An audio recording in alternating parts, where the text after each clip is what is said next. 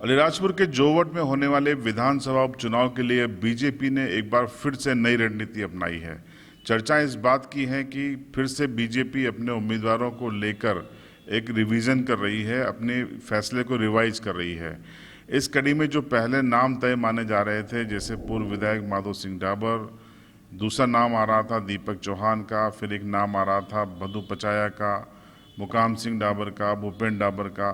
तो अब इस पूरी कवायद को बीजेपी नए सिरे से रिवाइज करने जा रही है। खबर है कि मुख्यमंत्री शिवराज सिंह चौहान और प्रदेश संगठन मंत्री सुहास भगत के साथ साथ बीजेपी के जो आला रणनीतिकार हैं, जिनकी नियुक्ति की गई है इस विधानसभा उपचुनाव को लेकर, उन्होंने कहा है कि अभी तक बीजेपी ने जो सर्वे किया है या जो फीडबैक लिया है, उसके बाद जो हालात हैं उसको देखते हुए रणनीति बीजेपी को बदलनी पड़ सकती है और इसके लिए उम्मीदवार को लेकर फिर से चयन प्रक्रिया अपनाई जा रही है, क्योंकि कांग्रेस ने बाकायदा सर्वे के आधार पर अपने उम्मीदवार देने का ऐलान कर दिया है। उसके बाद बीजेपी ने भी अपनी रणनीति को बदला है और अब खबर ये है कि बीजेपी 3 स्तर से अपने उम्मीदवार के नाम मांग रही है। पहला, बीजेपी संगठन अपने स्तर पर सर्वे करेगा और चर्चाओं के बाद पदाधिकारियों एवं कार्यकर्ताओं से चर्चा के बाद अपने उम्मीदवार का नाम देगा। दूसरा नाम आरएसएस यानी संघ की ओर से बीजेपी को दिया जा सकता है, ये संघ का अपना सर्वे होगा।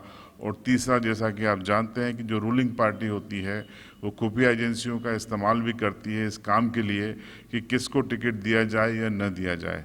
तो खबर ये आ रही है कि मुख्यमंत्री और संगठन को इन तीनों चैनलों के जरिए फिर से नाम लेने को कहा गया है।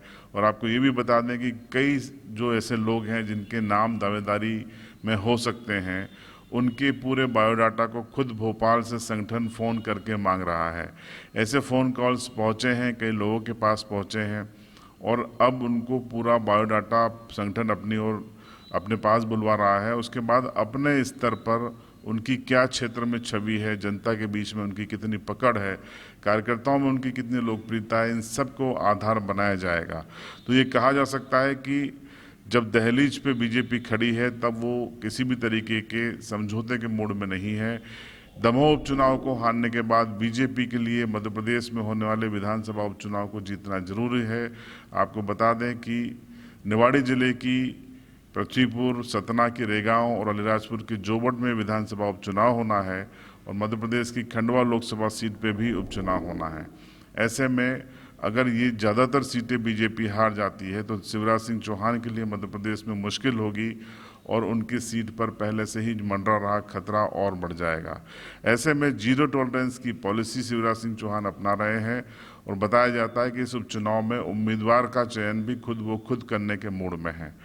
इसलिए नए सिरे से कवायद शुरू हो गई है और जल्दी ही ये स्पष्ट हो जाएगा कि जो 3 तरीके अपनाए जा रहे हैं, संघ, खुफिया एजेंसी और खुद संगठन स्तर पर, तो उन तीनों में जो कॉमन नेम निकल के सामने आएगा उस पर बीजेपी दाव लगाएगी।